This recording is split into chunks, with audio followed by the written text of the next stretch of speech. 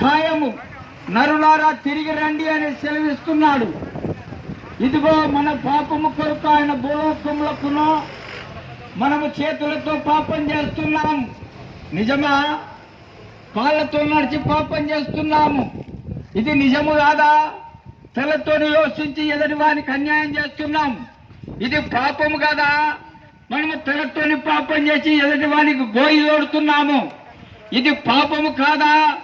ఇలాంటి పాపముల కొరకే ఆ పరమాత్ముడు భూమికి 2000 సంవత్సరం కిందము దిగి వచ్చి నీ కొరకు నా కొరకు ఆనాడే కలవరి శిలువలోను ఆయన రక్తము గార్చి ప్రాణం పెట్టి తిరిగి లేచిన సజీవుడు. ఆలోచించుము. మన తర్కమే పాడి దూరము. మనం ఆలోచించడం అవసరం. సత్యాన్ని తెలుసుకుని సరిగాన్ని సంపాదించుకోవడం అవసరం. దేవుని బిడ్డలారా ఆలోచించండి. మీరు మాకు ప్రశ్న వేయండి ఏదైనా ఉంటే. కాబట్టి ప్రభే మీకు మన మధ్యలో సవాలు ఇవ్వగలడు. కాబట్టి దేవుడు మనలను మరి పాపని గుంట నుంచి విడిపించడానికి వచ్చినాడు. ఇదిగో ఈ తలము ఈ 3 బజార్లు మాట్లాడతాయి.